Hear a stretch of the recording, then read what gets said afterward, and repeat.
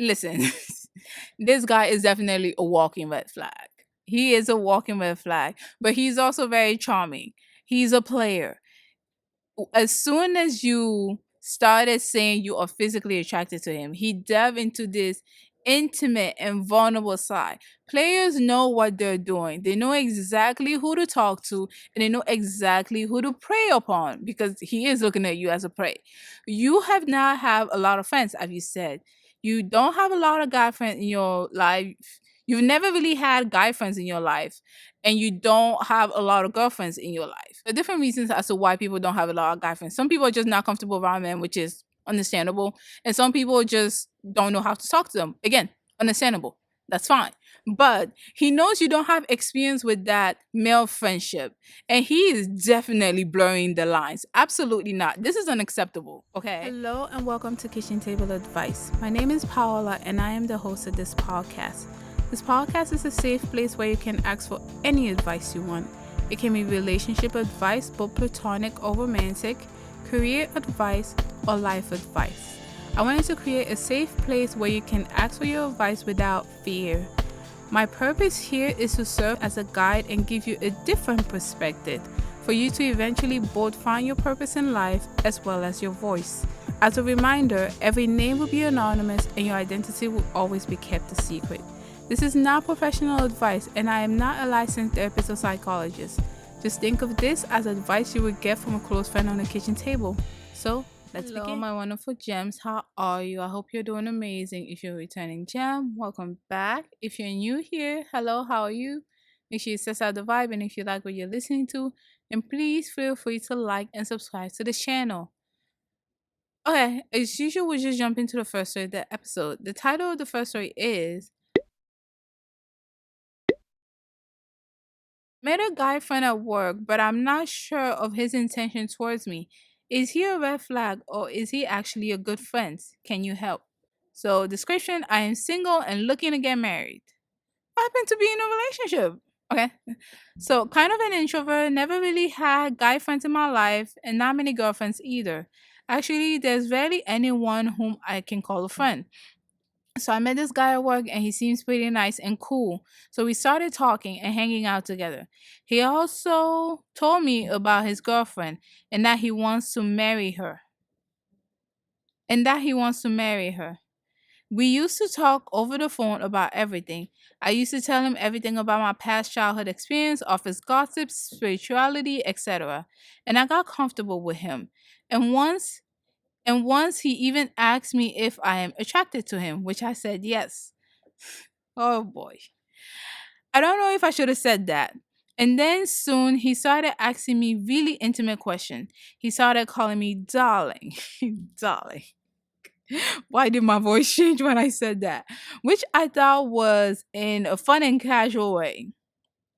He asked me things like, have you ever been physical with someone, kissed someone, and started sharing about all the girls he's been with, etc. He keeps asking me to go out with him on a trip or something. I don't want to share all the details about the intimate thing he has said because I'm not sure how much you would allow here. He seems very honest with me because he has shared everything about his personal life too. But someone told me that I should stay away from him and that his intentions are not good. I'm in a dilemma now. What should I do? Should I stop talking to him? He's the only good friend I have who I can talk to. Please help. Wow. Okay, so we're just gonna jump into the story. You have a player on your hands. Yes, yes, yes. Sight. First sign when I was reading. Okay. Listen, this guy is definitely a walking red flag. He is a walking red flag, but he's also very charming. He's a player. As soon as you started saying you are physically attracted to him, he delved into this intimate and vulnerable side. Players know what they're doing. They know exactly who to talk to and they know exactly who to prey upon because he is looking at you as a prey. You have not have a lot of friends, as you said. You don't have a lot of guy friends in your life. You've never really had guy friends in your life and you don't have a lot of girlfriends in your life. He already knows this about you that maybe, well, I don't know what is going on with you. There are different reasons as to why people don't have a lot of guy friends. Some people are just not comfortable around men, which is understandable. And some people just don't know how to talk to them. Again, understandable. That's fine. But he knows you don't have experience with that male friendship. And he is definitely blurring the lines. Absolutely not. This is unacceptable. Okay. This is unacceptable. And it's so, well, I don't know if you, I hope you're listening to this, but as soon as you said you were attracted to him, he started blurring these lines and trying to push it, seeing how comfortable you're going to be with it. This is very calculative. This is very manipulative, which is why he's a player. As soon as you said you were attracted to him, he started getting more intimate, more physical, more like more close, asking you personal questions. Obviously, questions that could be side eye if a coworker is asking you if you've ever been physical with someone. That is none of their business. However, he's asking you all these questions, trying to make you comfortable about him. Girl, you have a player. Okay. Here, there are two things. If you want to get I, I don't know what YouTube is gonna let me get away with, but if you want to get your back blown, go for it. Because this is not a relationship. The man is already in a relationship with another woman and he's talking about how he wants to marry her. But he's sending you mixed signals where you might potentially think there's something out there. No, there's not. This man want to have his cake and eat it too. You're new. You are. You don't have that much experience. Some people like that. They get off on that. I don't know what he's getting off on here. It might just be the fact that you're new. You know what? Players come in various shapes and sizes and they have their intentions, whatever they are. However, this man is playing with your feelings. He is playing with your feelings. He knows exactly how to get on your good side. And these are the type of guys you should be watching out for. Whether this is you're in a similar situation, or you have a friend who's sending you mixed signals, he's a player, he's sending you mixed signals on purpose. They are purposeful about who they target. They're not going to target people who are headstrong, who have a lot of people around them. They like people. I don't want to call you vulnerable. It's not that you're vulnerable, you're just inexperienced. And there's nothing wrong with being inexperienced. You're inexperienced, that's fine. But he's purposely doing this to you because he knows you're inexperienced and you can't quite call him out on his bull. You can't quite, I mean, you can, but you may not know what is appropriate friendship conversation or not. Sometimes friendship conversation can get into this lane, but this is a lot in the beginning. What is this seems like it's just the beginning. Like this isn't something that's been going on for a while. Y'all were close friends and then you share all types of stuff. This is you met this guy at work. He was pretty nice. He was pretty chill. He even opened about his wonderful girlfriend.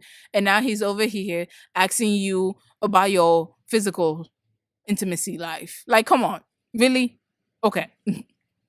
Asking you if you were attracted to him. He definitely knew where he was going with that question. And when you said yes, I I guess it gave him the go ahead for him to keep pushing, seeing how much he can get away with it until whatever his goal is. But girl, my advice stays. If you just want to have happy fun time, go ahead. I'm not gonna knock you guys down if y'all want to be with a player for fun time. They're good for fun, but not long term. Okay.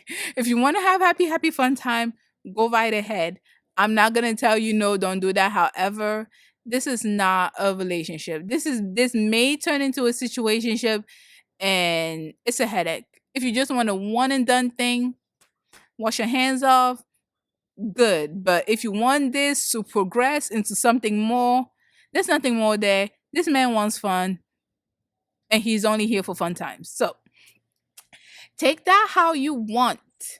So we are gonna take a second break right now and come back with the third and last story of the episode. All right, we are back with the third story. This one is a little bit long, but the title of the third story is My Boyfriend Said He Doesn't Prioritize Me Enough. Let's jump in. My boyfriend and I have been having some issues. I've been kind of depressed for the past few weeks. For about 3 weeks, my boyfriend had an important deadline to meet, so he was really busy and spent the night on his computer. He'd been working until 1 or 5 a.m. sometimes, waking up at 9 and kept working repeatedly. During this time, I was doing a lot to help him out. I usually do all the chores because I'm not working right now. Parentheses, I just moved to a new state and I'm looking for a job. But during this time, I did extra stuff for him that he normally does or helps me with.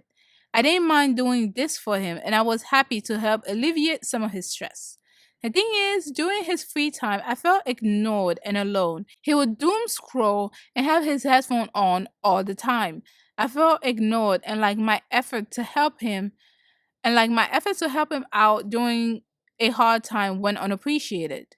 And he ended up going out with his friends and work colleagues more during those 3 weeks than he has since we've been together. While I felt like I was not getting nearly enough of him, he was giving his energy to others. This happened once before, except it lasted for 3 months. He was so stressed at work that he would come home and stroll from 5:30 to 10 p.m. Wow, that's a lot. During the weekdays, we had very minimal engagement and emotional connection. We almost broke up over this. Anyways, things have been better, but I've been depressed after this all happened. I'm homesick, I'm looking for a job and stuff. I've been putting in effort to make plans and tell my boyfriend how we can spend more time together. Maybe more effort than I should have to maybe more effort than I should have to put in to get my own needs met. Telling him how we can schedule time together, how we can eat dinner without TV, how he can put his headphones down when we do certain things. And last night, after he made me feel bad about something, I cried. And he said, parentheses, I feel selfish. I don't prioritize you as much as I should. And now I'm thinking, is this something that can be fixed if I work on myself? Like, I don't even prioritize myself much. I mean, I'll be honest, a lot of the times I do want to have my way and do get it. But other than that, I think I don't prioritize myself as much as I should. Should I leave or should I start prioritizing myself more and see if things get better? Also, besides this, my boyfriend is a really good guy. I trust him so much. He's kind and he provides. He's supportive and caring. I've never been with someone as good as him. Oh, wow. Um, okay. So I'm gonna make my advice brief because it is getting chilly. Okay. So there's a lot of stuff here. You have different love languages. You obviously value quality time and yeah, you obviously value quality time and he does not. That is all I'm going to say. I don't know what his love language is, but it doesn't seem like quality time is, and it is for you. So it is important for you to have, for your boyfriend to give you that undivided attention, especially when you guys are together. It's very important for him to put his phone down, put his headphone down, and try to talk to you and have an emotional connection. Just like you've said. And I can't really comment much about you prioritizing yourself or not. I don't know. That's not really what is seeming. That's not what's really coming across here. It seems like you two have two different love languages.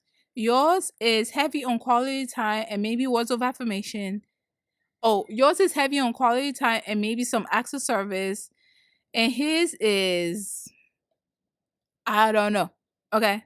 It's not quality time though.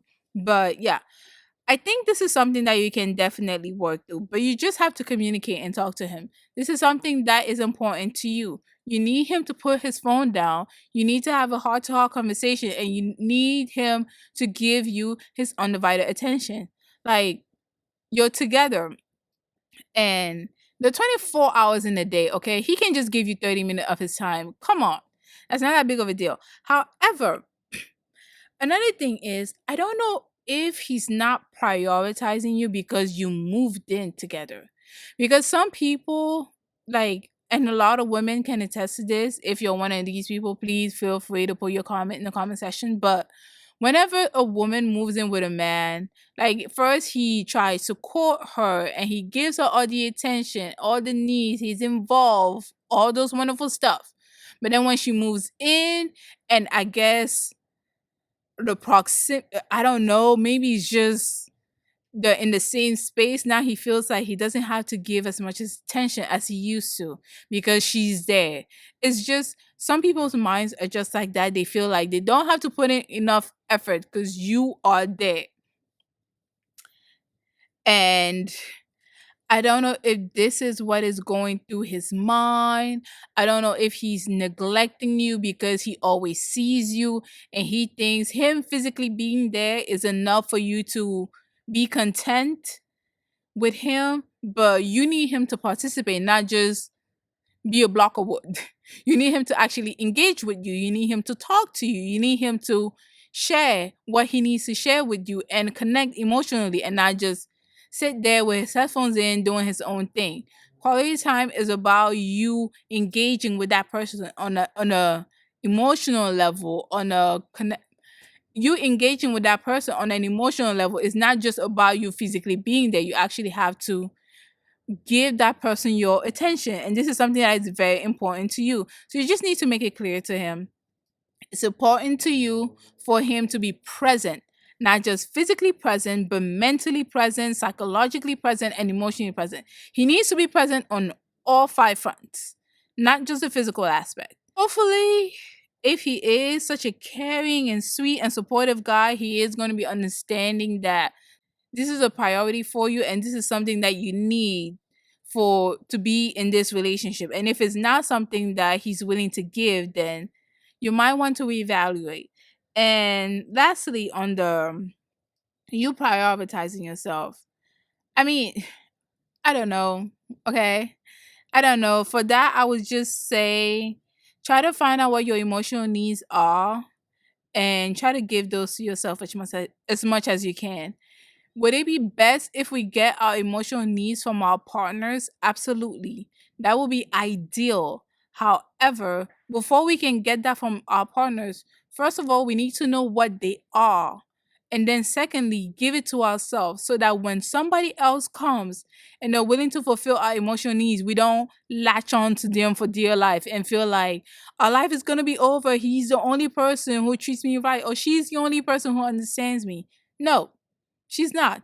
There are going to be a lot of people who are going to understand you. But firstly, you need to understand yourself. And understanding yourself start with knowing who you are, knowing what you like, knowing what you dislike, finding out what your emotional needs are, giving them to yourself, and then when a partner comes in, not only can you communicate to them that this is an emotional need for you and is a priority for you, so that they can in turn try to give you some of that. But if they do happen to leave, because life does happen, people do fall out of love, people may familiarity breeds contempt. That's a quote that's out there and I'm sure you guys have heard of it. So people may feel like this isn't this isn't it for them anymore. People may feel like they were a different person when they stepped in a relationship and now that they're here they're a completely different person and this doesn't work for them anymore. That's fine. And when they leave, or if they do happen to leave, you won't be a total wreck where your life is that was the only person for you and you don't have anything worth living for. No, yes you do. Okay, yes you do. Are you going to be heartbroken? Of course you are. Breakups are very difficult. I see breakups kind of like grief. It's a very difficult thing. You will never be with that person. You will never have that relationship you ever had with that person, and all those moments you shared with that person, all those precious memories are just going to be stuck with you. You won't be able to share with them anymore. So for me, breakups are kind of like grief. And it is okay for you to go through the stages of grief. But you need to know in the back of your mind, you are going to be okay. And it all starts with knowing who you are, knowing what you like, knowing what you dislike, and giving your emotional needs to yourself. All right. So that is it for this episode. Please let me know what you thought in the comment section below. And we got our stories on our Gmail account, which is kitchentableadvice@gmail.com. That is where we get some of our stories as well as business inquiries. So again, thank you so much for spending your day with us, and we see you next week. Bye.